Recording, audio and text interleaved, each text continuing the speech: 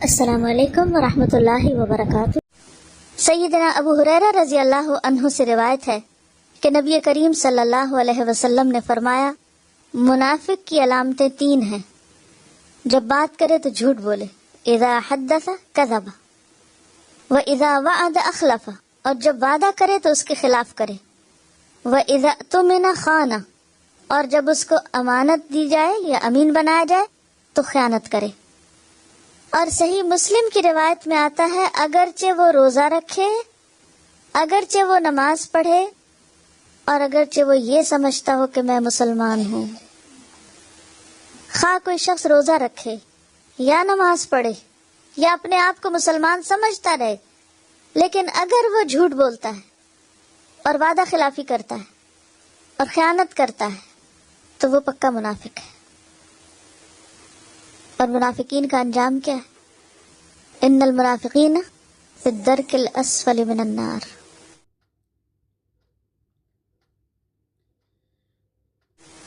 اصل میں اگر زندگی کو سچائی کی بنیاد پر استوار کرنا ہو تو پوری زندگی کو ری شیڈیول کرنا پڑے گا۔ یہ کمپلیٹ چینج کا نام ہے۔ سچا بننا ایک نیا لائف سٹائل ہوگا جو اخلاص پر مبنی ہوگا، جس میں انسان اپنی زبان، اپنی گفتگو، اپنے قول اور اپنے معاملات کو صحیح طور پر استوار کرے گا، کیونکہ یہ 2 مختلف زندگیاں ہیں۔ کیسے مختلف؟ سچائی نور ہے، روشنی ہے، اور جھوٹ اندھیرا ہے۔ تو اتنا ہی فرق ہوگا جیسے دن اور رات میں۔ مثلا کوئی شخص کہتا ہے لا الہ الا اللہ، یہ سب سے پہلا سچ ہے جو کوئی بولتا ہے کہ اللہ کے سوا کوئی الہ نہیں، صرف وہ معبود ہے، میں اس کا بندہ ہوں، مجھے اس کی اطاعت کرنی۔ یہ کہنے کے بعد اگر کوئی شخص اپنی منمانی کرے یا اوروں کی بات مانے یا اللہ کی اطاعت اور فرما برداری نہ کرے، تھوڑی دیر میں مثلاً اذان ہوتی ہے، نماز کا وقت آ جائے اور وہ نماز نہیں پڑھتا، تو اس نے جو بات کہی کہ میں اس بات کی گواہی دیتا ہوں کہ اللہ کے سوا کوئی عبادت کے لائق نہیں، تو اس کی بات کہاں گئی؟ جھوٹی ہو گئی۔ اگر تم واقعی سچے تھے تو تم حی علی الصلاۃ اور حی علی الفلاح کا جواب دیتے اور نماز ادا کرتے۔ پھر اس کے بعد عام روزمرہ زندگی میں ہمارے دین کے ہم سے بہت سے تقاضے۔ جب ایک شخص یہ کہتا ہے کہ میں اللہ کو سب کچھ مانتا ہوں اور پھر اللہ کی بات نہیں مانتا، تو وہ تو ایک جھوٹے انسان کی طرح سب کچھ کر رہا ہے۔ اس کے تو زبان اور اس کے عمل میں تضاد ہے، فرق ہے۔ وہ اللہ کو نہیں، اپنے دل کو الہ مانے ہوئے، جیسے قرآن مجید میں آتا نا، اَرَأَيْتَ مَنِ اتَّخَذَ إِلَٰهَهُ هَوَاهُ أَفَأَنْتَ تَكُونُ عَلَيْهِ وَكِيلًا، کیا تم نے دیکھا اس شخص کو جس نے اپنی خواہش نفس کو اپنا الہ بنا رکھا ہے؟ کیا بھلا پھر تم اس پر کارساز ہو سکتے ہو؟ تم اس کا کچھ بنا سکتے؟ تم اس کو کچھ فائدہ پہنچا سکتے ہو؟ نہیں۔ قرآن پاک میں اللہ تعالیٰ فرماتے ہیں، یا بنی آدم لا تعبدوا الشیطان، شیطان کی عبادت نہ کرو۔ اب جب انسان شیطان کی عبادت ویسے تو نہیں کرتا، لیکن شیطان کے بہکاوے میں آ کر اللہ سے کیے ہوئے عہد کو فراموش کر دیتا ہے، تو وہ اللہ کی عبادت کا دعویٰ لا الہ الا اللہ سچ نہیں، جھوٹ کہہ رہا ہے اس میں، تو اس کا تو ایمان کا دعویٰ ہی سچا نہیں۔ منافقین کو منافقین کیوں کہا جاتا تھا؟ کیا مشکل تھی ان کی؟ کیا فرق تھا؟ جب وہ ایمان والوں کے ساتھ ہوتے تو کیا کہتے؟ ہم تمہارے ساتھ ہیں، اور جب وہ اپنے دوستوں کے ساتھ ہوتے تو ان کو کیا کہتے؟ ہم تمہارے ساتھ ہیں۔ تو یہ جو ڈبل فیس لوگ تھے، دوہرے چہرے والے، ادھر ہوتے تو ان کی مرضی کی بات، ادھر ہوتے تو ان کی مرضی کی بات، کیا یہ دھوکہ نہیں تھا؟ اور کیا کرتے تھے منافقین؟ کہا جاتا کہ فساد نہ کرو تو کہتے ہم تو اصلاح کر رہے ہیں۔ اور کیا کرتے؟ جب انہیں نماز کی طرف بلایا جاتا، اذا قاموا الی الصلاۃ قاموا کسالی۔ اگر ہم سب اپنے اس رویے پر غور کریں کہ اذان ہوتے ہی ہمارا طرز عمل کیا ہوتا ہے، ہمیں کتنا شوق ہوتا ہے، کتنا بھاگ کے ہم اس کی طرف آتے ہیں، تو یہیں سے ہمیں اپنے ایمان اور اپنی سچائی کا پتہ چل جائے گا کہ ہم کتنے سچے ہیں۔ اور کیا کرتے تھے؟ جب انہیں جنگ کے لیے بلایا جاتا تو نہیں آتے تھے، اور جب مال غنیمت آتا تو فوراً پہنچ جاتے تھے۔ یعنی انہیں اسلام سے صرف مال حاصل کرنے اور دنیاوی فائدوں کی حد تک غرض تھی. اور کیا کرتے تھے؟ کیا کردار آتا ہے ان کا؟ اہل ایمان کا مذاق اڑاتے تھے. نبی صلی اللہ علیہ وسلم کی مجلس میں بیٹھتے باتیں سننے کے لیے، تجسس کے لیے، اور پھر جا کے ان میں کئی جھوٹ ملا کے اوروں کو بتاتے. ایمان والوں کو بے وقوف سمجھتے تھے، اللہ کی راہ میں قربانیاں کرنے والوں کو بے وقوف سمجھتے تھے. کوئی کام کا وقت آتا تو بہانے پیش کرتے تھے، یعنی کام چور لوگ تھے. بیسیکلی سارے ہی اپوزٹ کیریکٹرز تھے. خواہ نماز کی بات ہوتی، زکوٰۃ کی ہوتی، صدقے کی ہوتی، یا نیکی کے کسی بھی کام کی دعوت ہوتی، سب کچھ الٹ. اور اسی طرح جیسے سورۃ التوبہ میں آتا ہے کہ وہ آپس میں ایک دوسرے کے مددگار ہیں، اور برائی کا حکم دیتے ہیں اور نیکی سے روکتے ہیں، اور اپنے ہاتھ روک کے رکھتے ہیں. ہم میں سے ہر ایک کو نماز کا وقت آنے پر اپنے دل کا جو جائزہ وہ ضرور لینا چاہیے کہ کیا آذان سنتے ہی ہم خوش ہوئے ہیں یا اس کو اپنے لیے ایک مصیبت سمجھتے ہیں. کبھی کبھار تو ہو سکتا ہے کہ کوئی ایسی مجبوری ہوتی ہے، بعض اوقات کی کسی چیز میں جلدی ہوتی ہے، یا کوئی ایمرجنسی ہوتی ہے، یا کسی اور شخص کو آپ سے ایسی ضرورت ہو سکتی ہے. لیکن اگر روزانہ کا طریقہ ہی یہ بن جائے کہ دھوپ پیلی پڑے تو نماز پڑھی جائے، تو ایسی نماز کو منافقین کی ہی نماز قرار دیا گیا ہے کہ جو دھوپ کے پیلا پڑنے کا انتظار کرتے رہتے ہیں، اور جب تھوڑا وقت رہتا ہے تو پھر ٹھونگے مارتے ہیں جیسے مرغا دانے چنتا ہے. تو آپ صلی اللہ علیہ وسلم نے فرمایا تل کا صلاۃ المنافق. پوچھا گیا کہ کون سی؟ تو فرمایا کہ وہ جو دھوپ کے پیلا پڑنے کا انتظار کرتا ہے اور جب تھوڑا سا وقت بچتا ہے تو پھر جلدی سے اس طرح سجدے کرتا ہے جیسے مرغا زمین پہ ٹھونگے مار رہا ہو دانا چننے کے لیے، اور اللہ کو کچھ بھی یاد نہیں کرتے اس نماز میں. اور یہ ایک حقیقت ہے کہ جو نماز دیر سے پڑھی جاتی ہے وہ واقعی ٹھونگے ہوتی. اور پنجابی میں ایک محاورہ نا، ویلے دی نماز تے کویلے دیاں ٹکراں، وہ صرف زمین پہ ٹکرے مارنے والی بات ہی رہ جاتی. بنیادی طور پر منافقت جنم لیتی ہے دنیا کی محبت سے، دنیا کو آخرت پر ترجیح دینا. تو جب انسان دنیا کو آخرت پر ترجیح دینے لگتا ہے تو دنیا کے کام اس کو زیادہ اہم لگتے ہیں، زیادہ ارجنٹ لگتے ہیں، زیادہ ضروری لگتے ہیں، اور ان میں وہ اتنا مشغول رہتا ہے کہ پھر اللہ کے ذکر اور اللہ کے دین کے لیے اس کے پاس وقت نہیں بچتا، یا وہ اتنا اہم نہیں رہتا. پھر اسی طرح ہم دیکھتے ہیں کہ جھوٹ میں بعض اوقات ہم بڑے بڑے جھوٹ بولنے سے تو پرہیز کرتے ہیں، لیکن کچھ اس قسم کے جھوٹ بھی ہوتے ہیں کہ جن کو ہم جھوٹ سمجھتے بھی نہیں ہیں، اور انہیں ہم بولتے ہوئے یا اختیار کرتے وقت احساس بھی نہیں کرتے. اگلی حدیث ہے عن عبداللہ ابن عامر انہ قال دعتنی امی یوما ورسول اللہ صلی اللہ علیہ وسلم قائد فی بیتنا فقالت ہا تعال اعطیک فقال لها رسول اللہ صلی اللہ علیہ وسلم وما اردت ان تعطیہ قالت اعطیہ تمرا فقال لها رسول اللہ صلی اللہ علیہ وسلم اما انک لو لم تعطیہ شیئا کتبت علیک کذبۃ. رواہ ابو داود. سیدنا عبداللہ ابن عامر رضی اللہ عنہ سے روایت ہے کہ میری ماں نے مجھے ایک دن بلایا اور رسول اللہ صلی اللہ علیہ وسلم ہمارے گھر میں بیٹھے ہوئے تھے.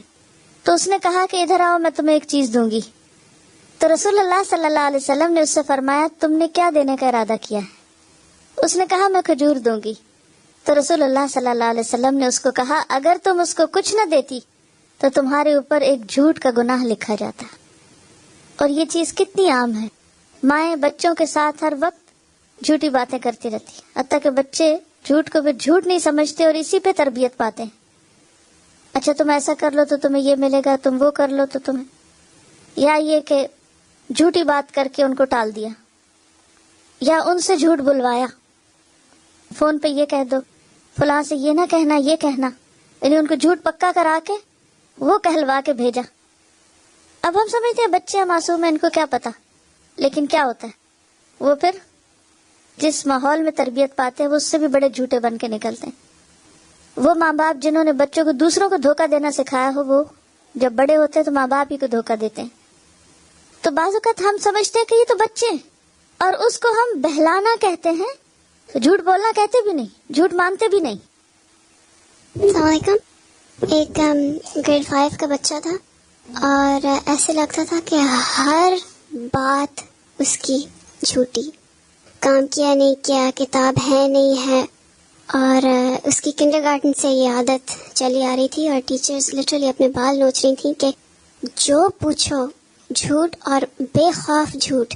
اور بعد میں پتہ چلا کہ ماں باپ کی بنتی نہیں تھی اور افیئر چل رہا تھا، تو گھر میں اتنا جھوٹ بولا جاتا تھا کہ بچے پہ کوئی اثر نہیں ہوتا تھا اگر تم اس کو کہو نا کہ سچ بولو. کچھ جیسے کوئی فلکر بھی نہیں. اتنا hardened. He was a hardened liar at age 10. And the teachers literally didn't know what to do with him, and it was because of the constant lies that were being lived in the house. کیونکہ جو چیز عمل سے انسان سیکھتا ہے وہ کہیں زیادہ پکی ہوتی ہے، خواہ وہ سچائی ہو یا جھوٹ ہو، بنسبت اس کے کہ جو صرف زبانی کسی لیکچر سے سیکھے. اور پھر اس میں آپ دیکھیں کہ ماں باپ اپنے لیے کیا صدقہ جاریہ چھوڑ کے جاتے ہیں، سچ کا یا جھوٹ کا. اگر جھوٹ بولا اور ان کو جھوٹ سکھا دیا اور وہ جھوٹ پہ پلے اور جھوٹ ان کی زندگی میں ایک نام بن گیا، تو پھر وہ بیج کس نے لگایا تھا اور اس کا صلہ یا وہ کانٹے کس کے راہ میں آئیں گے؟ لگانے والوں کے. اور والدین کا صرف سچ کی تلقین کرنا کبھی بھی فائدہ نہیں دے سکتا جب تک کہ وہ خود سچے نہ ہوں اور سچے بن کے نہ دکھائیں. پھر جھوٹ کی ایک اور قسم ہے. عن ابی ہریرہ عن النبی صلی اللہ علیہ وسلم قال کفى بالمرء كذبا ان يحدث بكل ما سمع، رواہ مسلم. سیدنا ابو ہریرہ رضی اللہ عنہ سے روایت ہے کہ رسول اللہ صلی اللہ علیہ وسلم نے فرمایا، آدمی کے جھوٹا ہونے کے لیے اتنا ہی کافی ہے کہ وہ ہر سنی سنائی بات کو آگے بیان کر دے، کہ جو کسی نے کہا اس کو بغیر تحقیق کے، بغیر انالائز کیے آگے پہنچا دے. اور اس میں آپ دیکھیے کہ صرف زبانی باتیں ہی نہیں، عملی طور پہ بعض اوقات ہم اتنا انفلوئنس ہو جاتے ہیں کہ ہمیں سمجھ نہیں آتی کہ جو بات ہم آگے پہنچا رہے ہیں وہ سچ بھی ہے یا نہیں. اور اس میں ایسی فیک قسم کی میلز، جھوٹے قصے، جھوٹی باتیں، جھوٹ پر مبنی سٹوریز بنائی ہوئی، ان کو ہم اصلاح کے لیے آگے ایک دوسرے کو بھیجتے رہتے ہیں. جھوٹے خواب. تو کوئی بھی چیز جس کی بنیاد پتہ نہ ہو، جس کی اوریجن پتہ نہ ہو، اس کو پھیلانا بھی جھوٹ پھیلانے میں حصہ لینا ہے. اور انسان اگر غلطی سے ایسا کر جائے تو جب اس کو احساس ہو، وہ ریئلائز کرے، تو اس سے کیا کرنا چاہیے؟ وڈرا کر لینا چاہیے اور اعلان کر دینا چاہیے کہ یہ بات جس سورس سے پہنچی وہ درست نہیں تھا، اور جس کو پہنچی وہ اپنی اصلاح کر لے. پھر اسی طرح بعض اوقات لوگوں میں لڑائی جھگڑا ہو جاتا ہے، اور اس موقع پر اگر آپ بہت سیدھی سیدھی باتیں کریں تو وہ فساد مزید پھیل سکتا ہے. ایسی صورت میں اجازت دی گئی کہ انسان کچھ خاموشی سے کام لے یا بات کا کچھ حصہ جو ہے وہ آگے نہ پہنچائے تاکہ مزید فساد کی آگ نہ بھڑکے. عن ابن شہاب ان حمید بن عبد الرحمن اخبرہ ان امہ ام کلثوم بنت عقبہ اخبرته انها سمعت رسول اللہ صلی اللہ علیہ وسلم یقول ليس الكذاب الذي يصلح بين الناس فينمي خيرا او يقول خيرا. ابن شہاب روایت کرتے ہیں کہ حمید بن عبد الرحمن نے انہیں خبر دی کہ ان کی یعنی حمید کی والدہ سیدہ ام کلثوم بنت عقبہ رضی اللہ عنہا نے انہیں خبر دی کہ انہوں نے رسول اللہ صلی اللہ علیہ وسلم کو یہ فرماتے ہوئے سنا تھا کہ جھوٹا وہ نہیں جو لوگوں میں باہم صلح کرانے کی کوشش کرے اور اس کے لیے کسی اچھی بات کی چغلی کھائے. یعنی ایک شخص جو دوسرے سے ناراض ہے، ان کے درمیان صلح کرانے کے لیے ان کی بری باتیں نہیں بلکہ اچھی باتیں دوسرے تک پہنچائے. مثلا اگر ایک شخص دوسرے کے بارے میں کچھ پہنچا رہا ہے اور وہ کہے اس نے میرے بارے میں کوئی غلط بات کی ہوگی نا، ایسا بھی کہا ہوگا، ایسا بھی کہا ہوگا، تو اس موقع پر انسان اس کی تصدیق نہ کرے بلکہ اگر کوئی اچھی بات معلوم ہے تو اس کو پہنچا دے. یہاں پر جو لفظ آیا نا فینمی خیرن، تو ینمی نمو سے ہے، نشو نما دینا کسی چیز کو، یعنی بڑھانا. ینمی خیرن یعنی خیر کو بڑھا کے بیان کرے. یعنی مثلا کسی کی طرف سے جب وہ بات پہنچائے تو وہ کیا کرے؟ خیر کی بات کو زیادہ سٹریس کے ساتھ بتائے، بار بار بتائے، لیکن اس شخص نے جو غلط باتیں کہی ہیں ان کو چھپا جائے. ان سے یہ بھی اندازہ لگائیے کہ مسلمانوں کے درمیان آپس کے تعلقات کی اصلاح کتنی ضروری چیز ہے. کہ جھوٹ جو منافقت کی علامت ہے، جس کے بولنے کی اجازت نہیں، اور سچائی جو انتہائی پسندیدہ ہے، اگر سچائی سے ایسا بگاڑ آتا ہو تو ایسی سچی باتیں آگے نہ پہنچائے، اس سچائی کو وہ روک لے۔ مثلا ایک شخص دوسرے کے بارے میں بہت کچھ برا کہتا ہے اور بیچ والے کو پتا ہے، لیکن وہ آگے نہ پہنچائے تاکہ کیا نہ ہو مزید لڑائی اور مزید فساد اور مزید جھگڑا، بلکہ اگر کوئی ایک اچھی بات پتا ہو تو اس کو اتنا زیادہ کرے، ینمی خیرن، اس خیر کو اتنا اگائے، اتنی دفعہ کہے کہ دوسرے کو اس کی خیر کا یقین آ جائے اور پھر وہ فساد ختم ہو جائے۔ اور یقول خیرن، یا یہ کہ اگر اس نے کوئی بہت اچھی بات نہیں بھی کہی تو یہ بیچ والا شخص اس کی طرف سے اچھے ہی جذبات پہنچانے کی کوشش کرے اور اپنی طرف سے کیا کہے کہ نہیں وہ تمہارے لیے اچھا ہی ہے، خیر خواہ ہی ہے، تو ایسی بات جو ہے وہ جھوٹ میں شمار نہیں ہوگی۔ جہاں اس چیز کی تھوڑی رخصت ہے، اجازت ہے، اس اجازت کو تم کبھی بھی استعمال نہیں کریں گے۔ ینمی کا لفظی معنی ہوتا ہے، نمو کا لفظ آپ نے پڑھا ہوگا اردو میں۔ نمو کا مطلب ہوتا ہے بڑھانا، گرو کرنا۔ اور کس طرح؟ یعنی جب گرو ہوتی ہے نا ایک چیز، یعنی ایک بیج سے 100 پھل نکلے تو وہ ایک چیز 100 بن گئی۔ اب اگر کسی نے ایک کے بارے میں ایک اچھی بات کہی تو اس کو ایک دفعہ کہنے کے بجائے 10 دفعہ کہے تو وہ کیا ہے؟ وہ اچھی بات کو اتنی دفعہ پہنچا رہا ہے، بڑھا رہا ہے، پروموٹ کر رہا ہے کہ وہ دوسرے کا دل جو ہے وہ اس کی طرف سے صاف ہونے لگ جائے۔ اور اس کے برعکس جو اس کو پتا ہے کہ اس نے فلاں فلاں بری بات کہی ہے، دوسرا پوچھے بھی تو وہاں وہ خاموشی اختیار کرے۔ ایسی بات نہیں بنانی چاہیے پھر بھی کہ جو پھر جھوٹ ثابت ہو اور پہلے سے بھی کام خراب ہو۔ یعنی یہاں کوئی جھوٹ بولنے کی اجازت نہیں دی جا رہی۔ ینمی خیرن عربی لفظ اگر آپ دیکھیں تو وہ آپ کو خود بخود معنی بتا دے گا۔ اس کا تعلق بھی حکمت سے ہے کہ دوسرے کی خوبیاں اور بھلائیاں جو ہیں ان کو خوب پروموٹ کیا جائے، اور جو وہ غلط باتیں کر رہا ہے جس سے فساد ہو سکتا ہے ان کو دبا دیا جائے۔ انا بالحوراء السعدی قال قلت للحسن ابن علی ما حفظت من رسول اللہ صلی اللہ علیہ وسلم قال حفظت من رسول اللہ صلی اللہ علیہ وسلم دع ما یریبک الی ما لا یریبک فإن الصدق طمأنینۃ وإن الکذب ریبۃ، رواہ الترمذی۔ سیدنا ابو الحوراء السعدی سے روایت ہے کہ میں نے سیدنا حسن بن علی رضی اللہ عنہ سے پوچھا کہ آپ کو رسول اللہ صلی اللہ علیہ وسلم سے کیا یاد ہے؟ انہوں نے فرمایا مجھے رسول اللہ صلی اللہ علیہ وسلم کی زبان سے یہ الفاظ یاد ہیں، وہ چیز چھوڑ دے جو تجھے شک میں ڈالے اور اس کو اختیار کر جس کے بارے میں تجھے شک و شبہ نہ ہو، اس لیے کہ سچ اطمینان کا باعث ہے اور جھوٹ شک اور بے چینی ہے۔ تو اس سے کیا پتہ چلتا ہے کہ جھوٹ وہ چیز ہے، یہ جھوٹی بات وہ ہے کہ جس کے کرنے کے بعد انسان کے دل میں ایک خلش اور ایک بے چینی اور ایک انکمفرٹیبل سی فیلنگ پیدا ہو جائے۔ تو انسان زیادہ باتیں نہیں کرے، اتنی کرے جتنی وہ ہے، اور پھر خاص طور پر جہاں شک پڑ جائے وہاں بات کو یقینی انداز میں نہ کرے۔ شک والی بات کو شک والے انداز میں کہنا اور ہے۔ مثلا آپ یہ کہہ سکتے مجھے صحیح سے یاد نہیں لیکن کچھ مفہوم ایسا ہی بنتا ہے، کچھ مجھے یوں ہی یاد پڑتا ہے جیسے بات ایسے تھی۔ وہ ایک سیف سائیڈ ہو جاتی ہے تاکہ سننے والا بھی اس کو پکی بات نہ سمجھے، اور اگر وہ آگے اس کو کہیں کوٹ کرے تو وہ بھی یقینی بات کے طور پر روایت نہ کرے بلکہ اسی ٹون میں، اسی انداز میں اور اسی درجے کے طور پہ کرے۔ کیونکہ بعض اوقات ایک شخص کوئی ایک بات کہتا ہے اور وہ کانفیڈنٹ نہیں ہوتا، یہ اس کو یقین نہیں ہوتا، اگلا شخص ایک دو بات اور کر کے اس کو بڑھا چڑھا کے بیان کرتا ہے، اور وہ کیا بن جاتا ہے؟ بات کچھ ہوتی ہے اور وہ کچھ سے کچھ شکل اختیار کر لیتی۔ جھوٹ کی ایک قسم یہ بھی ہوتی ہے کہ انسان دوسروں کو ہنسانے کے لیے جھوٹی باتیں کرتا ہے، اس کی بھی ممانعت ہے۔ عن بهز بن حکیم قال حدثني ابی عن ابیہ قال سمعت رسول اللہ صلی اللہ علیہ وسلم یقول ویل للذی یحدث فیکذب لیضحک به القوم ویل له ویل له۔ سیدنا بهز بن حکیم اپنے والد سے اور وہ اپنے والد سے روایت کرتے ہیں کہ میں نے رسول اللہ صلی اللہ علیہ وسلم سے سنا، آپ صلی اللہ علیہ وسلم نے فرمایا ہلاکت ہے اس شخص کے لیے جو لوگوں کو ہنسانے کے لیے جھوٹ بولے، ہلاکت ہے اس کے لیے، ہلاکت ہے اس کے لیے۔ 3 دفعہ آپ نے اس کو بد دعا دی کہ ایسا شخص ہلاک ہو، نقصان اٹھائے جو محض دوسروں کو ہنسانے کے لیے، خوش کرنے کے لیے جھوٹی باتیں گھڑے۔ کیونکہ اس سے بھی انسان کا اعتبار جاتا رہتا ہے۔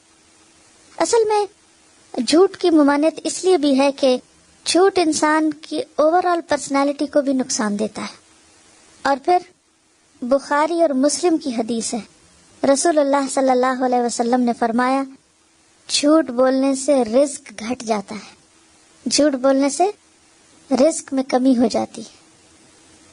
یعنی جھوٹ جہاں ایمان کا نقصان ہے وہاں مال کا نقصان بھی ہے۔ مثلاً کیسے؟ جھوٹ سے مال کا نقصان کیسے؟ رزق میں کمی کیسے؟ رزق گھٹ جاتا ہے، یعنی تھا گھٹ گیا۔ کیسے گھٹتا ہے؟ ایمانداری سے کام نہ کرنے کی وجہ سے جاب چھوٹ جائے۔ اگر کوئی مثلاً تجارت کرتا ہے اور اس میں وہ جھوٹ بولتا ہے تو اس سے دوسرے کا جس سے وہ لین دین کر رہا ہے اس کا ٹرسٹ جاتا ہے اور وہ آئندہ وہاں سے سودا لینے کی بجائے کہیں اور چلا جائے گا۔ بعض اوقات ایسا بھی ہوتا ہے کہ ہمارے پاس اللہ کا دیا بہت کچھ ہوتا ہے اور ہم ناشکری کی وجہ سے کیا کہتے رہتے ہیں؟ کچھ نہیں ہے ہی نہیں، مشکل گزارا ہے، یا کچھ لوگوں کو نہ دینے کے لیے ہم ان کو ایگزیجریٹ کرتے رہتے ہیں، حالات بڑے تنگ ہیں، اور پھر وہ واقعی تنگ ہو جاتے ہیں۔ کیونکہ جب انسان جھوٹ بولتا ہے تو وہ جھوٹ ایک نفسیاتی مرض کے طور پر انسان کو بیماریوں میں بھی مبتلا کر دیتا ہے، اور پھر اس کی وجہ سے بھی انسان اس طرح فائدہ نہیں اٹھا سکتا چیزوں سے جیسے سچے انسان کو ہوتا ہے۔ بعض اوقات فقیر اور بیگرز لوگ جو ہیں وہ مسلسل جھوٹ بولے چلے جاتے ہیں کہ ہم فقیر ہیں، ہم بھوکے ہیں، ہمارے پاس کچھ نہیں، اور ان کے پاس اگر بہت کچھ بھی ہو تو وہ اس سے فائدہ اٹھا ہی نہیں سکتے کیونکہ ان کو فقیر بن کے رہنا پڑتا ہے۔ اور ان کے پاس اگر ملینز بھی ہوں تو کس کام کے اگر وہ پھٹے ہوئے کپڑے پہنے ہوئے ہیں یا بھوکے نظر آ رہے ہیں یا ان کا حال حلیہ بگڑا ہوا ہے، تو اس رزق کا کیا فائدہ جو جھوٹ کی بنیاد پر انہوں نے اکٹھا کیا اور پھر جھوٹ کی بنیاد پر اس سے فائدہ بھی کچھ نہ اٹھا سکے۔ یعنی رزق جو ہے وہ مادی بھی ہوتا ہے اور رزق جو ہے وہ روحانی بھی ہوتا ہے، اور علم بھی رزق ہے، اور خیر اور بھلائی کے اور مواقع جو ہیں وہ بھی رزق ہے۔ تو جب انسان جھوٹ بولتا ہے اور اس کا کوئی اعتبار نہیں ہوتا، کوئی وہ ٹرسٹ وردی نہیں ہوتا، تو ایک وقت آتا ہے کہ لوگ اس پر اعتماد نہیں کرتے اور پھر وہ جو خیر اور بھلائی کا معاملہ اس سے کیا جا سکتا تھا اس سے وہ محروم ہو جاتا ہے۔ دیکھیے، سوال یہ پیدا ہوتا ہے کہ انسان کو جھوٹ بولنے کی ضرورت کب پیش آتی ہے؟ جھوٹ بولنے کے پیچھے کیا نفسیات ہوتی ہے؟ اگر غور کریں تو آپ کو کبر ملے گا، تکبر۔ کیسے؟ انسان کیوں جھوٹ بولتا ہے بعض اوقات؟